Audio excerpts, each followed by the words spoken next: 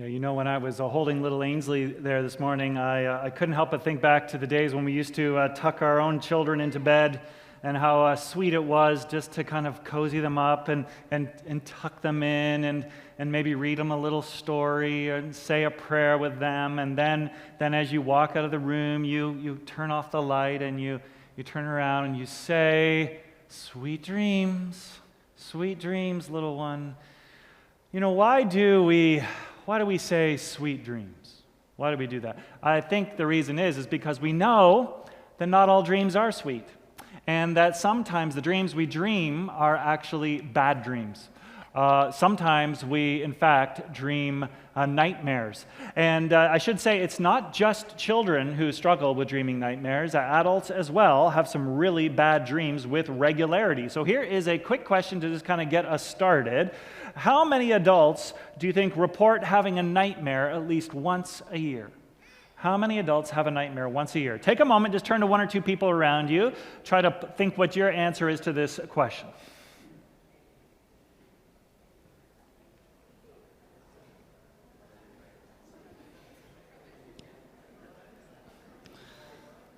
How many adults have a nightmare once a year? All right, let's do a little show of hands here. How many would say A, 15%? Nobody. How many would say B, 25%? I see that hand. Thank you. Two of you. How many would say 55%? Just over half of us. Yep. How many would say 85%? Oh, D. Everybody thinks it's D, and you know what? You're correct. It's very interesting. In fact, I'll just tell you some other fun facts about nightmares, and that is that women have more nightmares than men. And those over the age of 70 have more nightmares than those under the age of 70. And actually, during the COVID-19 pandemic, there was this thing going around which was called the COVID nightmare. I'm not sure what that was or what it was about, but if you think about it, that means if you're a woman and you're over the age of 70, then during the pandemic, you were probably having like nightmares every single night. You were probably like a nightmare machine. Right? When I think about nightmares, for me, I think there's four main categories of nightmares, four kinds of nightmares. The first nightmare, you find yourself in a scary place, right? You're walking down a dark alley, you're in a haunted house, or you're in a creepy basement. It was just a couple weeks ago, I had a dream, I won't call it a nightmare, but I had a dream that I was in an abandoned asylum. Right? That's a scary place to be. I don't know what that dream meant either. But the second kind of nightmare you can have is not just that you're in a scary place, but you find yourself in a frightening predicament, right? Your car breaks down and you don't know what to do. Your house is on fire. Or one of the most common frightening predicaments is that you show up to school and you realize that you forgot to put on any clothes, right? You've probably had that one. Right? The third kind of nightmare that you can have is what we might call deadly peril. You're being chased. You're being attacked. You're falling, or you're drowning. And then the fourth kind that you can have is where you're going through some kind of agonizing pain. You're suffering an injury, illness, or even death. Some people dream dreams of their own death. It has been shown that the pain center of our brain can actually be activated during an especially vivid nightmare, which means that your nightmares can actually cause you to feel pain. Why does this happen? I mean, we don't have to go into all the details. There's a bunch of different reasons why we have nightmares, everything from stress. Some people say some of the diet, what we eat, medications, traumatic events. Many people with PTSD, actually, their nightmares are just replaying some especially traumatic events that they suffered earlier on in their life. Wow, Rob, you're probably saying, what the heck? This is a kind of a creepy way to start a sermon. Why are we talking about nightmares? Well, the reason we're talking about nightmares is we're doing this teaching series for a few weeks called Livin the Dream. And of course, when you hear someone say, I'm living the dream, what does that mean? If someone said, Rob, how are you? And I said, I'm living the dream, what it means is I'm doing great. Life is going along in a great direction. Everything's happening as it should. I'm living the dream. And that's why we kind of had these t-shirts printed, and you guys got little notepads last week and all that stuff. But here's what we got to talk about today. Let's be honest. Often life is not a dream. And often when we think about our life, it's certainly not a sweet dream. It's more like a bad dream. And what do you do? What do you do when life actually becomes not a dream, but a nightmare? When you find yourself in a scary place, you're like, how did I end up here? I don't want to be here. Well, how did I get in this situation? Or you find yourself in a frightening predicament. You're trapped. There's a crisis. You don't know which way to turn. You don't know what's coming. Or you find yourself facing some kind of deadly peril in your life. Maybe it's a sickness. Maybe it's the loss of a loved one or something like that. Or you find yourself suffering agonizing pain. When those things happen in our life, we are not living a dream. Instead, it's a living hell. We are living a nightmare. And when that happens in our life, one of the hard questions that comes to our mind, and I think you probably know this, is you would say, well, why is this happening to me? Why am I suffering this way? Whose fault is it? Is it my fault? Is it somebody else's fault? Is that why these things are happening to me? Or is it God's fault?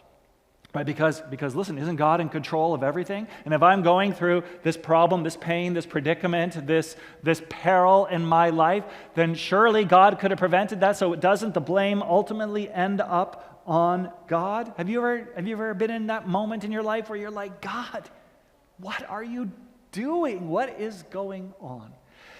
If you've ever been there, and I dare say most of us have, then you probably can connect really well with the story of Joseph. Joseph, as we learned last week, was a dreamer. He was a big-time dreamer, but today we see how Joseph's dream descends into a nightmare. Last week we learned how Joseph dreamt that he was going to be a leader, he was going to be a ruler, everybody was going to bow down to him. He had great dreams of grandeur. But now we see it's all turned into a gigantic nightmare, and it's the worst kind of nightmare because if you look at Joseph's story, all four types of nightmares are blended together in his story. In Joseph's story, you'll see he finds himself in a scary place, in a frightening predicament, facing deadly peril and agonizing pain.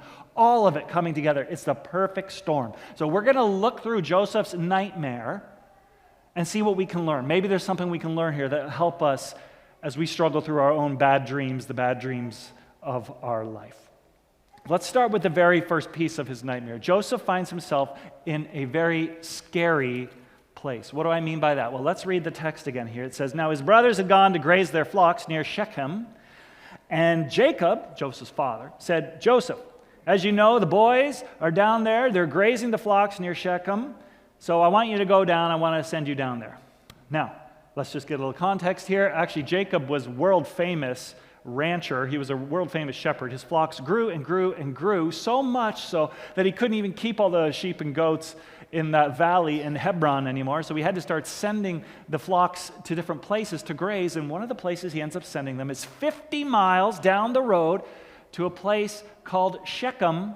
And ladies and gentlemen, I want to tell you, Shechem was a very, very scary place. Let me tell you why.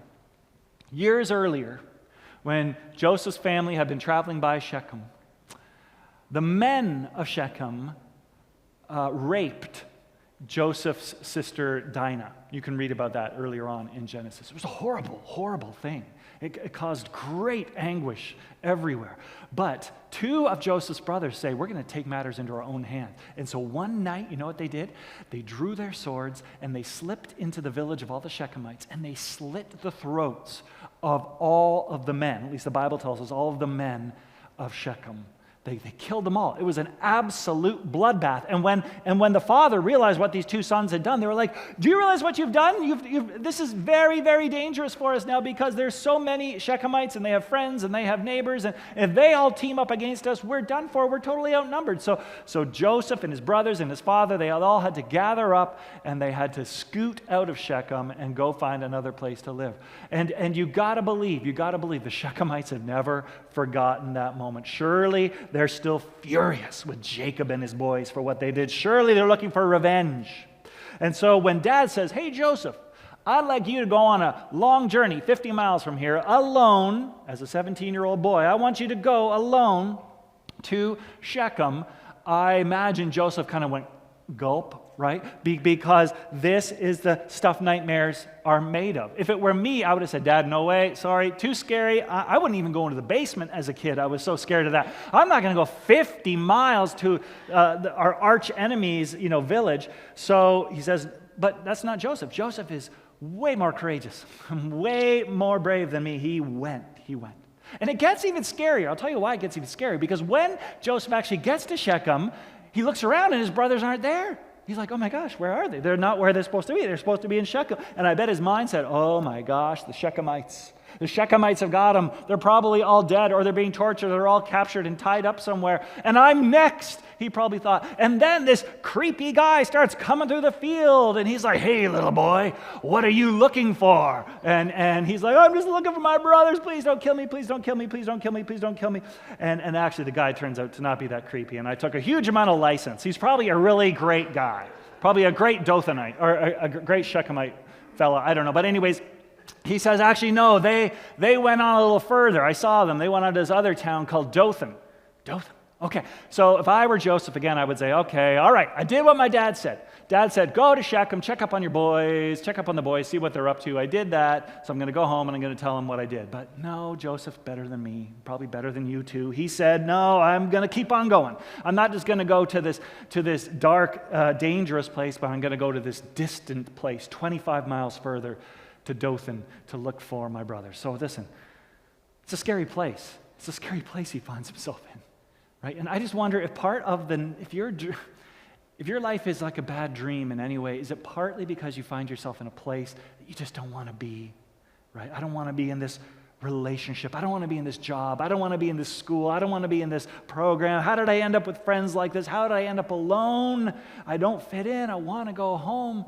I think those are scary thoughts. Those are scary places to be. But somehow Joseph, I don't know how, he pushed through and he kept on going. But that was only the first part of the nightmare. It wasn't just that he faced a scary place.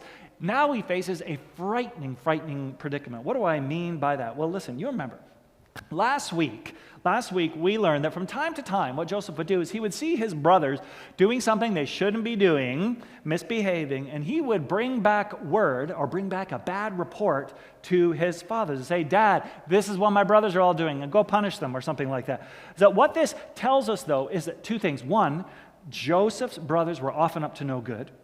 And secondly, Joseph would often rat them out.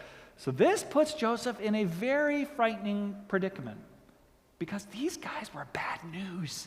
You don't mess with these guys. A quick read through Genesis 30 to 40, and you will see time and again these guys are guilty of multiple crimes. I wrote a few down. Wholesale slaughter, incest, murder, jealousy, kidnapping, lying, adultery, prostitution, really bad judgment. In fact, in Genesis 39, you can read about one of Joseph's brothers, Judah.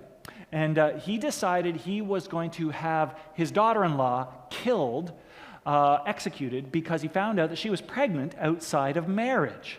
And so they're getting ready to burn her to death when he finally realizes, oh, wait a second, I'm the father of that child. I had sex with her. That's my child. Oh, that's right. Put the fires out. We're not going to burn her after all. I mean, these were horrible guys. Like, what kind of, you can't make this stuff up, right? This was a frightening predicament. These are frightening people that Joseph finds himself around. But what added to that predicament was that they obviously hated Joseph. So, Joseph, there was tension between them and his brothers. He was a snitch. He was Jacob's favorite. And so here's the predicament. Joseph has a bunch of brothers who already hate him with a passion, and he's being sent to go visit them far away from home where Dad can't see, and they've been quiet for a long time. In fact, that's why Dad sent him. They've been quiet a long time, and when when kids are quiet for a long time, they're usually up to no good, and so they're doing something they're not supposed to be doing, and he puts himself into this predicament, right? Why did he throw himself into this predicament? He's courageous. He's more courageous than me. And maybe the reason why your life right now feels like it's this bad dream is that you, like Joseph, you find yourself in this frightening predicament. You don't know what to do, right, wrong, yes, no. Maybe your career right now is in a frightening moment. Maybe your marriage right now is hanging on a thread. I mean, you feel trapped or vulnerable or helpless or hopeless, and you don't know what to do next, and you don't know what's coming next, and And I think that's exactly how Joseph felt as he proceeded through this dream that became a nightmare.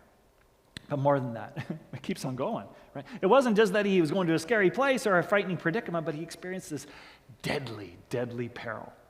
Even before Joseph gets there, his brothers have decided to kill him.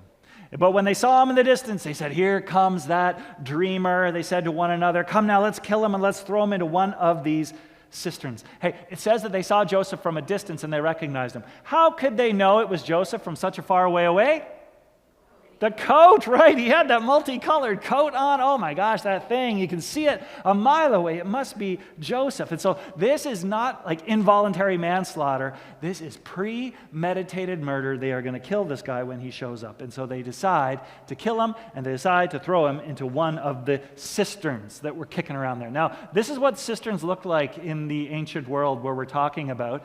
You can see it had a very narrow neck on the top, and then it kind of went out like this at the bottom, which means that if you were thrown into one of these things, there was no way you were climbing out of it, right? It was a death trap. In fact, I was doing some research, and I found out that in the area where they think Dothan was, archaeologists have unearthed cisterns like this. And get this, some of the cisterns have had skeletons in them, right?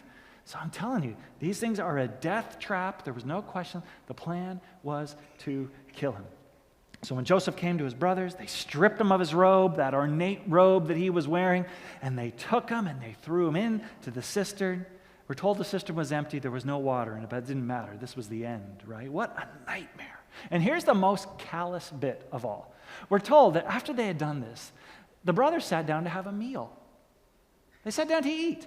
Right? So here, can you imagine? Here comes Joseph. Grab him, strip him of his clothes, beat him up a bit, throw him in this cistern, put the rock over the top, and now, hey guys, what do you want to have for lunch? What do you sit down, right? He's screaming, guys, let me out, please, don't kill me, da-da-da. And they're like having a sandwich.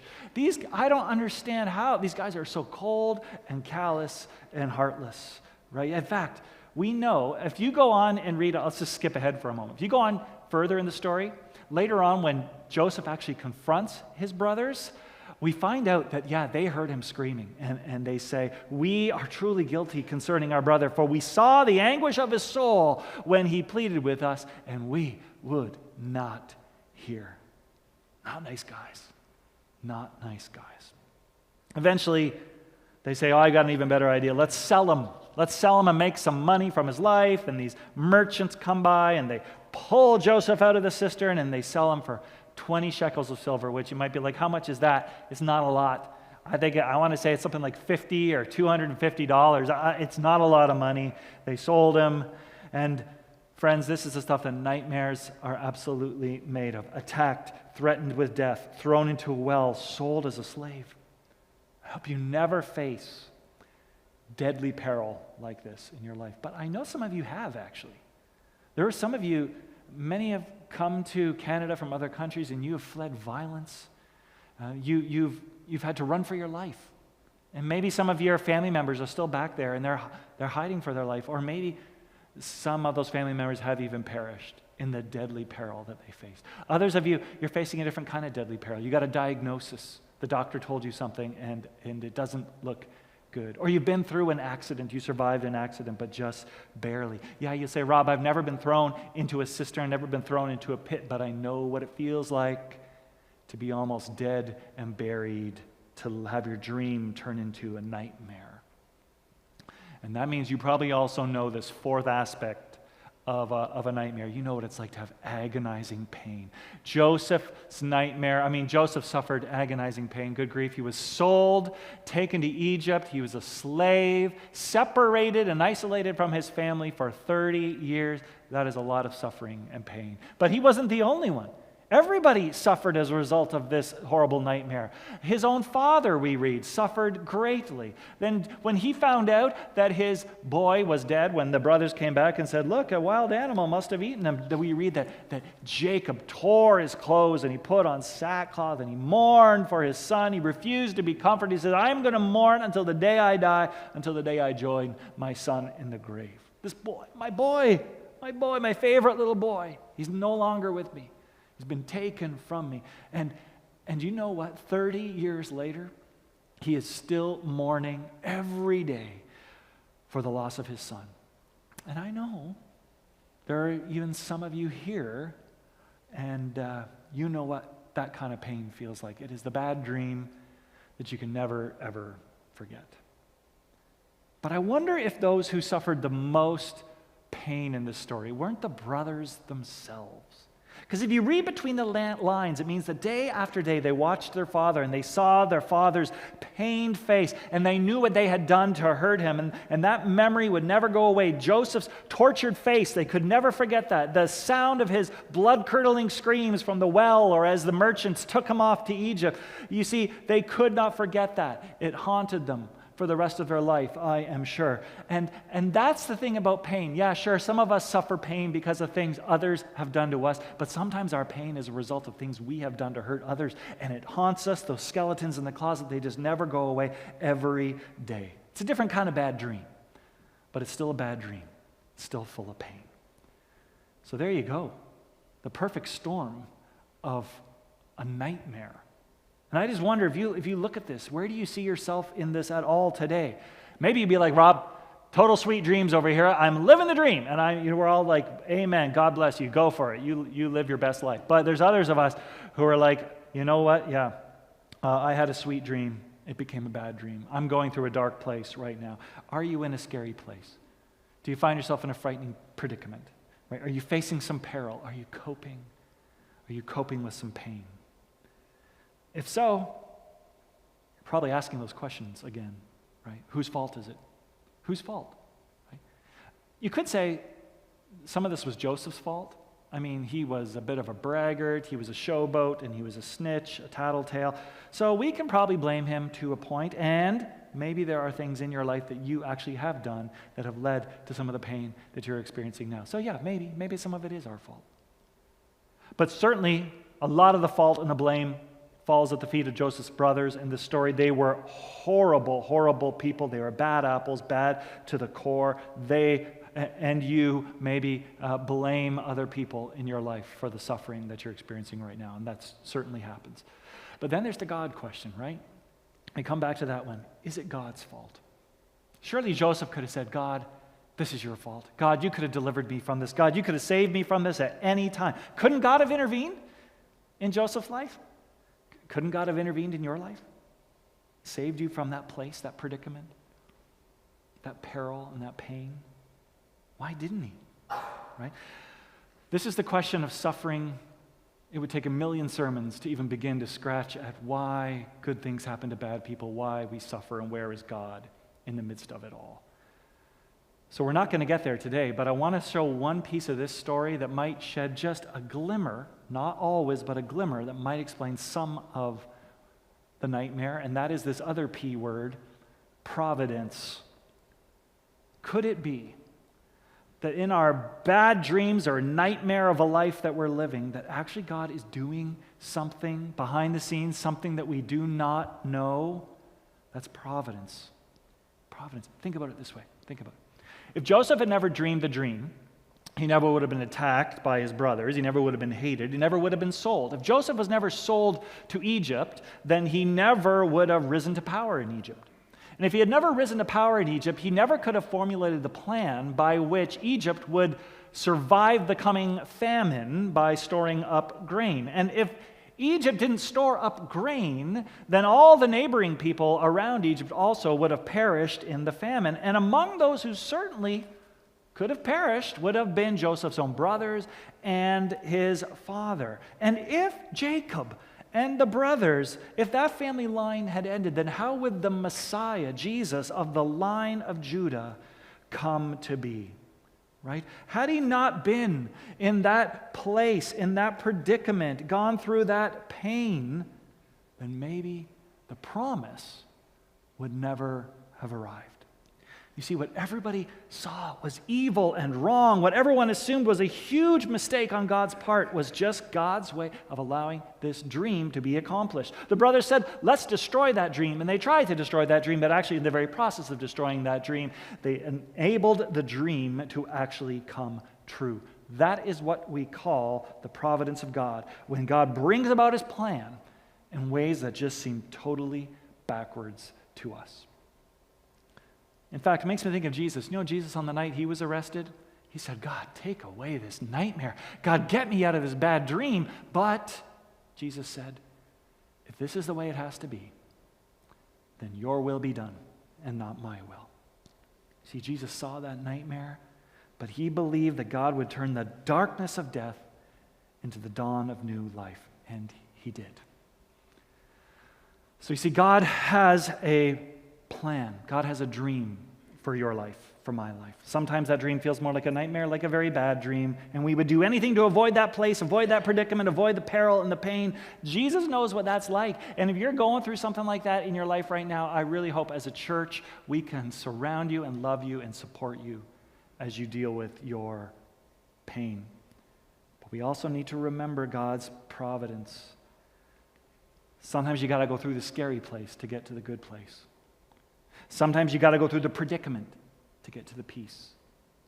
Sometimes you have to go through the peril to get to the pleasure. And sometimes you have to go through the pain to get to the promise.